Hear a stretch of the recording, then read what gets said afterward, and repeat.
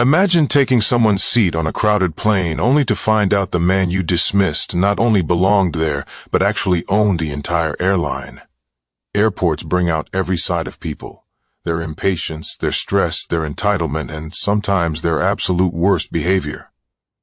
But on one particular evening at Charlotte Douglas International Airport, a single decision by one woman turned a routine boarding process into a story that would leave strangers stunned. A plane full of passengers whispering and the internet roaring within hours. It began with Colleen Strayford, a 49-year-old consultant from Dallas. She was tired, irritated, and ready to be home. Her connecting flight had been delayed for over 3 hours, and her expression showed every minute of her frustration. When boarding for first class was finally announced, Colleen marched forward, eyes scanning the cabin like someone ready to claim victory. Her gaze landed on an empty seat in row 2 to a right by the window. Without hesitation, she slid into it, placing her leather jacket across the armrest as though it were her territory. A sigh of relief escaped her lips, the kind of sound someone makes when they feel they've secured something they deserve. But she hadn't checked the boarding pass again, and only moments later, the rightful owner of that seat appeared. Jordan Kincaid, just 38, walked down the aisle with a calm, deliberate stride. His charcoal gray suit was pressed, his tie neatly knotted, and his expression unreadable. He was young for his position, but everything about the way he carried himself suggested confidence without arrogance. In his hand, he held his boarding pass, eyes fixed on the seat that was supposed to be his. He stopped politely beside Colleen and cleared his throat. "Excuse me," he said, his voice low but firm. "I believe you're in my seat. This is 2A. Colleen barely looked at him. Instead, she gave a half smile. The kind people wear when they feel above correction. "I'm sure you've made a mistake," she replied, waving her hand as if brushing off an inconvenience. "Check your ticket again." A hush spread through the nearby rows.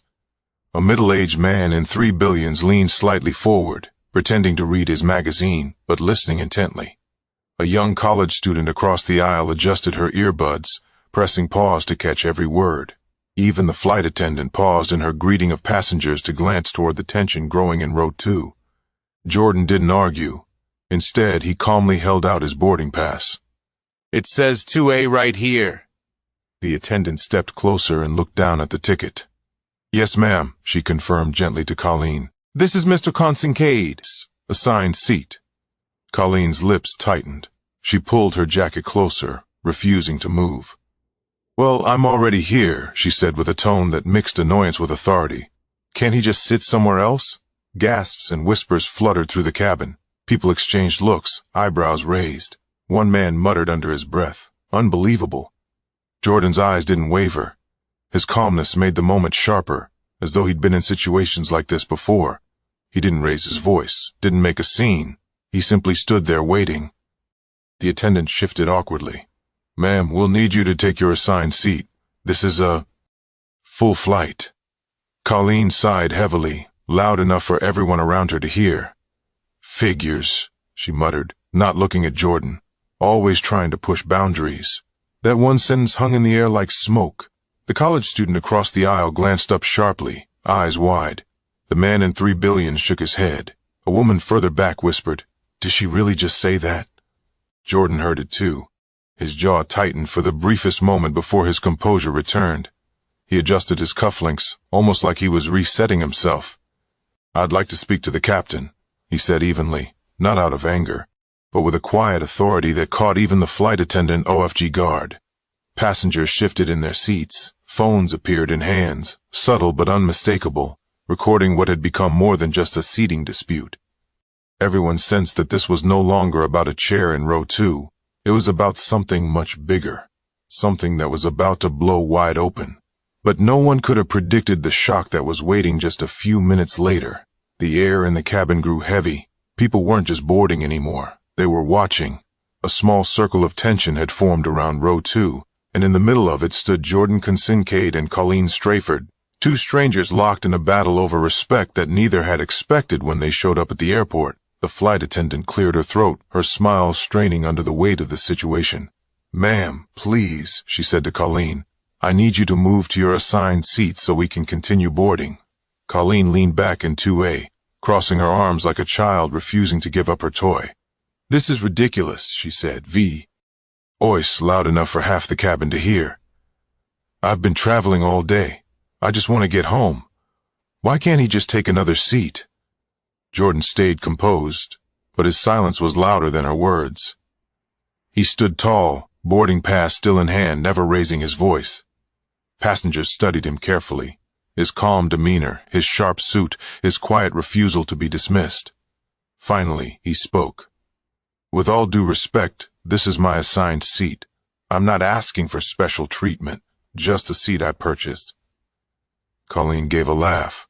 That wasn't really a laugh, more like a scoff. Purchased, right? She muttered. You know what? Fine. Let's see what the captain thinks of this. Her attempt at sarcasm backfired. The attendant nodded quickly. I'll notify the captain, she said, her relief almost visible as she hurried down the aisle. The murmurs grew louder. A man in row 4 leaned toward his neighbor. You hear what she said to him? His neighbor gave a slow nod, eyes never leaving the confrontation. A young woman a few rows back whispered, This is going to end up online. Jordan adjusted his tie. He finally looked directly at Colleen, his expression calm but deliberate. You didn't even check my ticket before deciding I was in the wrong, he said softly. Colleen rolled her eyes, shifting uncomfortably but refusing to stand. You're making this a bigger deal than it needs to be. You could have just sat somewhere else and saved everyone the trouble. The words hung in the air. Everyone knew it wasn't just about a seat. It was about being told in front of dozens of strangers that you didn't belong where you clearly did. Minutes later, the captain appeared. He was a tall man with silver hair and steady posture, walking with the kind of authority that immediately settled passengers. But when he reached Jordan, his professional demeanor shifted into something warmer. Mr. Kincaid, he said, extending his hand with a genuine smile. Good to see you again. How are you this evening? A collective gasp rippled across the cabin. Phones tilted higher, eyes widened. This wasn't the kind of greeting you gave to just any frequent flyer. Jordan shook the captain's hand firmly. Doing well, thank you. Looking forward to getting this flight underway. The captain nodded. Of course, we'll make sure of it. Then his gaze shifted to Colleen. His voice was polite but unyielding. Ma'am, this gentleman is in his assigned seat. I need you to return to your own so we can depart on time. Colleen's cheeks flushed crimson. Her words stumbled as she tried to recover her authority. Wait, you know him? The captain didn't hesitate. Yes, Mr. Kincaid is the chief executive of this airline. Now please let's not delay the other passengers any further. The silence that followed was deafening. Colleen's eyes darted from the captain to Jordan, and then to the rows of passengers who were openly staring now. Her face tightened. She grabbed her jacket with quick, jerky movements and stood. As she squeezed past Jordan, she muttered just loud enough for him to hear, Well, good for you. Jordan didn't flinch. He simply stepped aside and slid into 2A, calm as ever. The captain gave him a respectful nod before returning to the cockpit, leaving the passengers to absorb what they had just witnessed. The atmosphere shifted. Whispers darted through the cabin like sparks. One woman whispered, To her husband, he's the CEO. He looks so young. Another passenger pulled out his phone and began typing furiously. Colleen sat down in her actual seat, eyes fixed on the window, her embarrassment radiating like heat. The defiance that once marked her posture had melted into quiet humiliation. Jordan leaned back in his seat, closing his eyes briefly. He didn't gloat. He didn't even acknowledge the stares. His silence said everything. It wasn't about proving himself right. It was about letting the truth stand on its own. But the story wasn't finished yet, because the moment passengers began sharing what they'd seen, the incident was about to leave the cabin and hit the world outside. The plane hadn't even taken off yet, and already the story of Row 2 was traveling faster than any aircraft ever could. Passengers sat taller in their seats, stealing glances at Colleen Strayford, who now looked like she wanted to vanish into the upholstery. Her face was rigid, her hands tight around the strap of her purse. She hadn't expected the entire cabin to hear her muttered words or for them to sting quite so sharply in the ears of strangers. Across the aisle, a college student named Tyler Mendes whispered into his phone, his voice barely above a breath. "I'm telling you, this lady tried to steal his seat and then said some messed up stuff, and he's the CEO. I'll send you the video." He angled his phone down, pretending to scroll, but he was recording. 2 rows back, a middle-aged couple exchanged quiet looks. The wife leaned toward her husband and murmured, "I can't believe she said that right in front of him." The husband shook his head, eyes narrowing toward Colleen. Meanwhile, Dan Kincaid sat in his rightful seat, the very picture of composure. He fastened his belt, opened the Airline's magazine, and flipped a page as though nothing had happened. But the passengers saw it differently. His calmness wasn't ordinary. It was deliberate, the kind of stillness that spoke louder than an outburst ever could. Colleen, however, couldn't sit in silence for long. Her voice cut through the cabin in a low but sharp tone. "People are acting like I committed a crime. I was just tired and sat down. That's all." Jordan turned his head slowly toward her. His voice carried just enough weight to be heard by everyone nearby. "What you said after mattered more than the seat." The words landed heavily. Several passengers froze mid-motion, ears tuned in like radios. Colleen's eyes flicked toward him, but she didn't meet his gaze. "You're making it sound like I said something terrible. I didn't mean anything by it." Jordan didn't raise his tone. He didn't need to.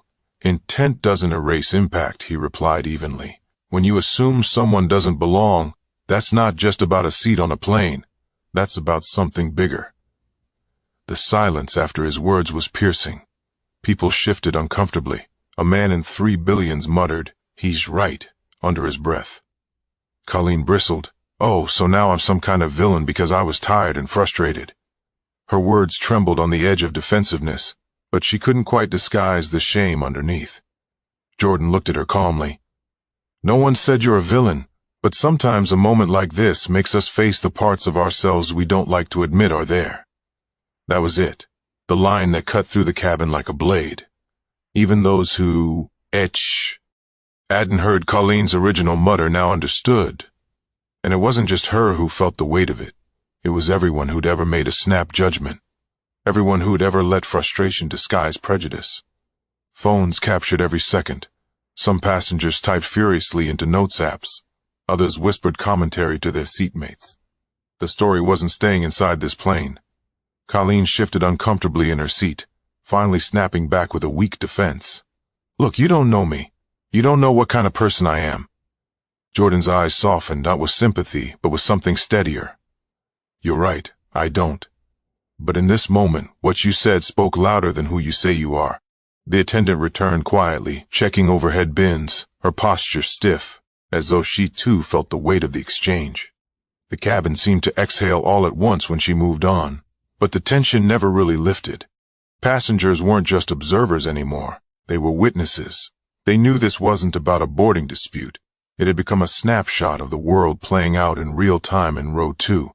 Colleen's eyes darted around, searching for allies, but no one met her gaze. She turned to the window, lips pressed tight, her reflection staring back at her with the same disapproval she saw in the faces around her.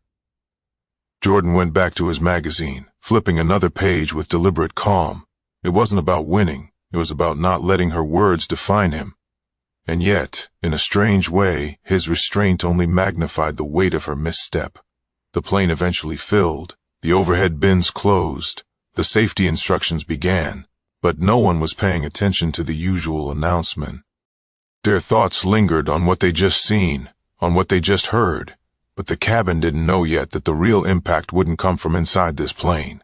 It was waiting for them on the ground once the world outside saw the footage.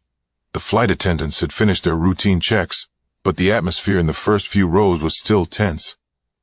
Everyone's eyes flickered between Colleen Strayford, stiff in her seat with her arms folded tight, and Jordan Kincaid, relaxed yet unreadable, flipping through the safety card as though nothing had happened. But then the moment that sealed everything arrived. The captain himself emerged from the cockpit, walking down the aisle with the kind of presence that silenced every whisper. His hat tucked neatly under his arm. His steps were steady, deliberate. He wasn't coming to reprimand anyone. He was coming to speak to someone very specific. Passengers leaned into the aisle, their curiosity spilling over. The phones that had been lowered for takeoff came back up, angled carefully so as not to be obvious. Everyone knew something was about to happen. "Mr. Kincaid," the captain said warmly as he stopped at row 2.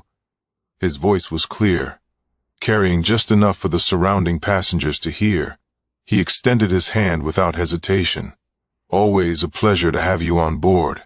How are you tonight?" Gasps and whispers rippled through the rows. Some mouths literally dropped open. This wasn't how pilots greeted passengers, not even frequent flyers. This was different. This was personal. Jordan reached out, shook his hand firmly, and allowed the faintest smile. "Good evening, Captain. I'm well, thank you. Appreciate you checking in." The captain nodded, his respect obvious. "Of course, we'll make sure you're comfortable. If there's anything you need, let us know."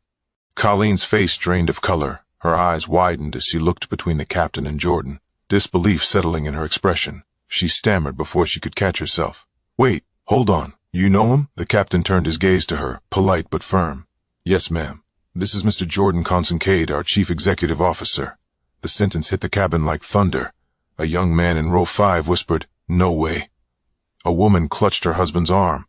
Across the aisle, Tyler Mendez's phone shook slightly as he tried to keep recording without laughing from sheer shock. Colleen's mouth opened and closed like she wanted to argue, but no words formed. Her face went red, then pale, then red again.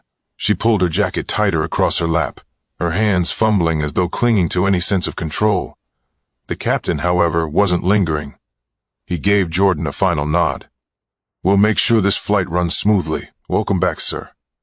Then he turned and made his way back to the cockpit, leaving a trail of hushed awe behind him. Colleen whispered, half to herself, half to anyone who would listen. "CEO? He's the CEO?" Jordan finally looked her way again. His voice was calm, almost gentle. "You didn't think I belonged here. But not only do I belong, I built the very thing you're sitting in right now. It wasn't loud, it wasn't angry, but it was devastating. The truth carried its own weight. Several passengers exchanged glances that said everything without words. The moment she had dismissed him, the moment she muttered under her breath, had us to boomerang back with a vengeance. Colleen's lips pressed together, her shoulders sagged. For the first time, she seemed small in her seat, diminished not by insult, but by her own assumptions being exposed. Meanwhile, Jordan turned his attention away. He pulled a notepad from his bag and began scribbling a few lines as though preparing for work even before takeoff. His indifference to her discomfort only magnified the humiliation because he didn't need to argue. The truth had already done the work for him. Behind them, passengers whispered in rapid bursts. "He's so young to be a CEO. I read about him last year. Forbes did a feature. She really tried to take a seat. Oh, it's going online. No way this stays here." Tyler couldn't resist anymore. He texted the clip to his friend with the caption, "The woman who picked the wrong fight at 30,000 feet. Wait till you see this." Jordan didn't care. He wasn't performing for anyone. He had faced worse before. But for the people around him, it was unforgettable. The captain's respect, the truth revealed in a single sentence, the reality that everything they had just seen was not just awkward, but historic.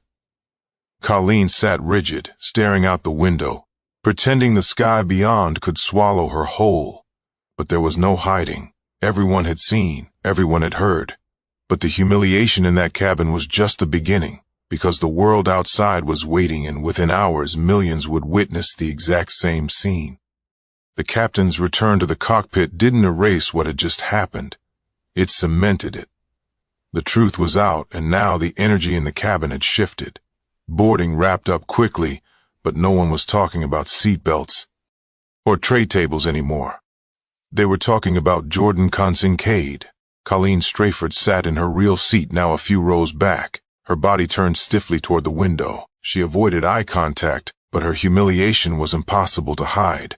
Her face flushed, her breathing shallow, and every so often her eyes darted toward Jordan in row 2, as if trying to gauge whether he was looking at her. He wasn't. Jordan leaned back, headphones resting loosely around his neck, his notepad still open. His composure was unnerving in its own way. Where another person might have gloated or shot smug glances, Jordan was focused, as though this incident had barely registered in his world. That calmness said more than a victory speech ever could. Still, the cabin was alive with hushed voices. The young woman across the aisle whispered to her neighbor, "Did you see her face when she found out? Priceless." Her neighbor nodded. I almost felt bad for her. Almost. A man in business attire leaned toward his colleague in the row behind. "Kincaid, huh? That's the guy who bought Mid-Atlantic Airways a few years ago, right? Youngest airline CEO in the country."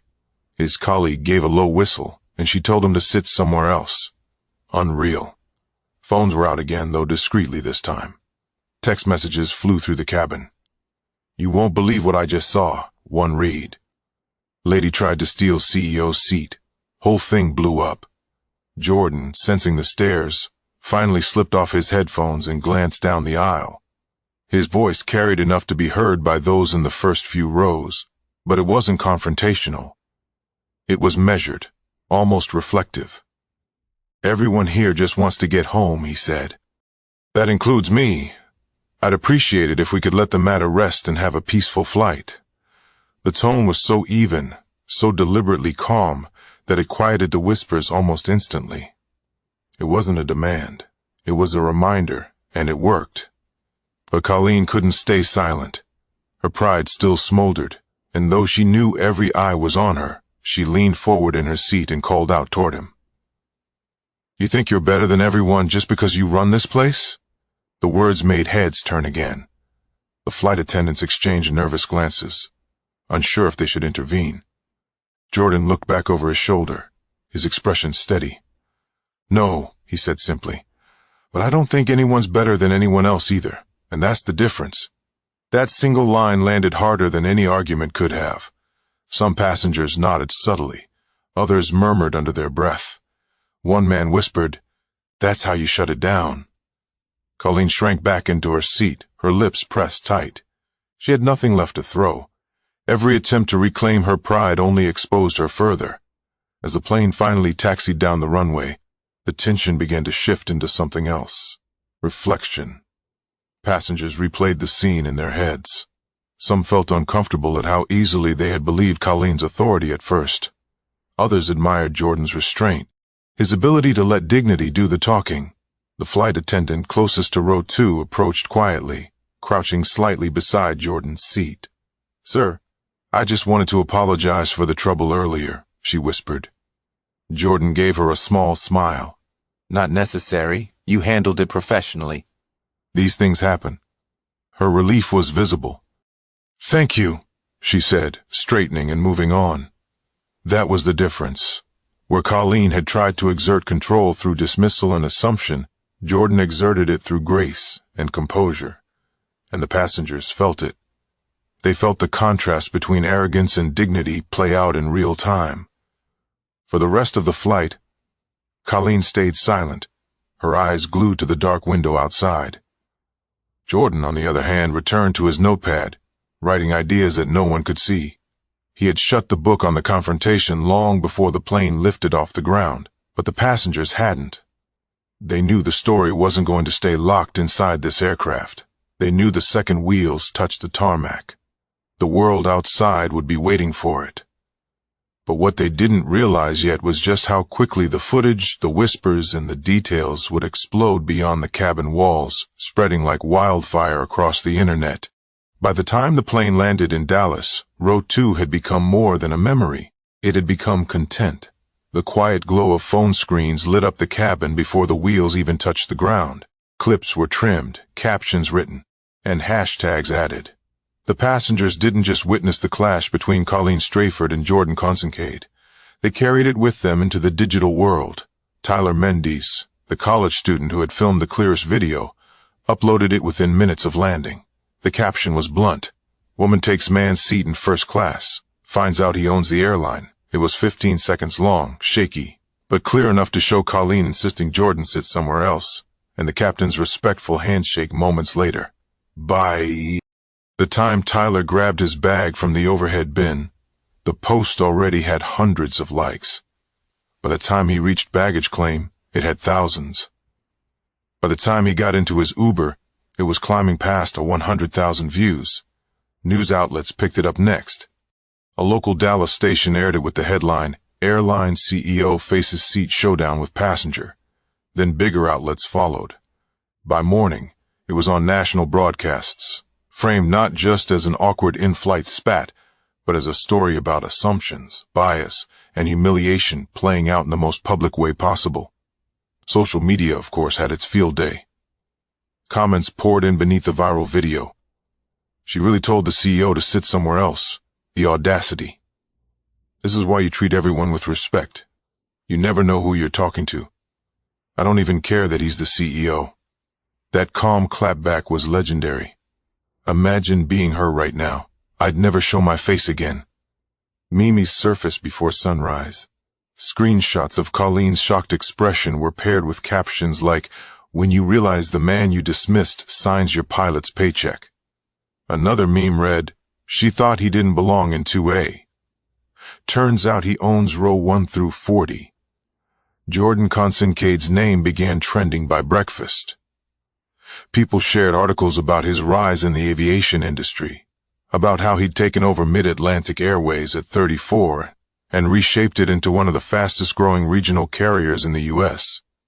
Suddenly, the story wasn't just about a humiliating moment on a plane. It was a reflection of his success, his youth, and the grace with which he had handled an insult that could have turned ugly. Colleen Strayford's name didn't trend at first, but the internet is rarely merciful. Before long, someone connected her face to her LinkedIn profile, and the comments turned ruthless. Some called for her resignation from her consulting firm. Others wrote think pieces about entitlement in corporate travel. She deleted her social media accounts within hours, but screenshots ensured nothing truly disappeared. Meanwhile, Jordan said nothing publicly. No interviews, no tweets, no press releases. His silence only fueled the fascination. While people debated what Colleen had meant by her muttered comment, while they dissected every second of her defiance, Jordan kept to his business. That choice, his refusal to cash in on the moment, only amplified the respect he earned online. At airports the next day, passengers whispered his name. Gate agents glanced up from their monitors, wondering if he might walk by. People admired his ability to maintain dignity in the face of a situation where many would have exploded. On talk shows, hosts debated the morale of the story. One commentator said, "This wasn't just about a seat. It was about assumptions people carry with them." She saw him, dismissed him, and then the truth made her look smaller than she ever intended. Another chimed in. And the irony is, if she treated him with respect from the start, no one would even know her name right now. For ordinary people watching the video, the story struck deeper than just gossip. They thought of moments when they'd been underestimated. They thought of times when they'd misjudged someone else.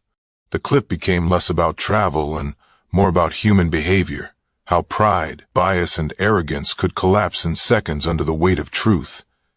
And still, Jordan never spoke. He didn't need to.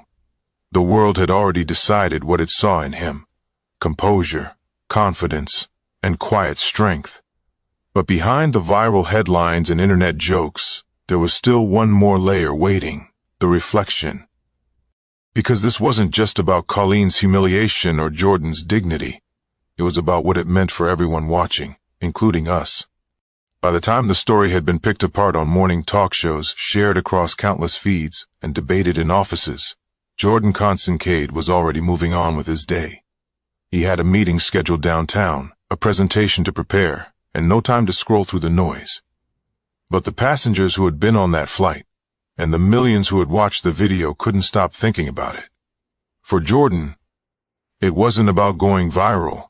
It wasn't about becoming a trending topic, or watching someone else's embarrassment play out for the world to see. He had dealt with enough in his 38 years to know that chasing validation was pointless. What mattered was the choice he had made in that moment to meet arrogance with composure and prejudice with calm truth. Later that evening, while walking through Dallas Love Field Airport to catch another flight, a man in his 40 seconds stopped him. "Mr. Consincade," he said nervously, extending his hand. "I just wanted to say I saw the video. The way you handled yourself, that was something else. My teenage son showed it to me. We talked about it at dinner last night." Jordan shook his hand firmly. "Thank you. I'm glad it sparked a conversation. That's more important than the video itself." The man nodded, almost relieved. "It did. My son asked me if I'd ever assumed one didn't belong somewhere, and I had to be honest. I have. It was uncomfortable to admit, but necessary." Jordan smiled faintly before continuing on. That was the part no one online could measure. The private reflections, the awkward but honest talks happening in households across the country because of one 15-second clip. Colleen Strayford, meanwhile, had retreated into silence. She issued no statements, gave no interviews. Her name was dragged through headlines she never wanted, her face plastered across memes she couldn't escape. But in her quiet, she also had to confront the reality of what had happened. Not just the humiliation, but the truth of what her words revealed. On the other side of the debate, people discussed whether her life should be ruined over a moment. Some argued she deserved the backlash. Others said, everyone makes mistakes, and maybe this one was her chance to learn. What lingered, though, was the undeniable lesson. Respect isn't optional. It's not something you hand out based on what you think someone looks like, how they dress, or where you imagine they belong. Because sooner or later, the truth cuts through. Jordan didn't need to prove his worth to Colleen, or to anyone on that plane. His career had already spoken for itself, but in that moment he gave the rest of the world a reminder. Your words have weight, even when you whisper them under your breath. And sometimes the smallest sentence reveals the biggest cracks in a person's character. Weeks later, the video still circulated, but the tone began to shift. Less focus on Colleen's humiliation, more focus on Jordan's restraint. Leadership blogs dissected his reaction. Universities used the lip in lectures about bias and dignity. One professor in Phoenix told his students, notice how he didn't shout, didn't retaliate. He let the truth stand on its own. That's real power. And maybe that's the part that stayed with people most. Not the embarrassment, not the memes, but the calmness of a man who didn't let someone else's words define him. In the end, the story of Row 2 wasn't just about a plane ride. It was about how easily we judge, how quickly we assume, and how profoundly we can be reminded of our own flaws. For some, it was just a viral clip. For others, it was a mirror. If you've stayed with me this far, here's the takeaway. Never underestimate the power of treating people with respect. Whether they're a stranger in line at the airport, the person sitting beside you on a plane, or the CEO of the airline itself, you never know who you're speaking to. But more importantly, you never know what your words will reveal about you. So the next time frustration tempts you to snap or pride tempts you to dismiss someone, pause, think, choose dignity.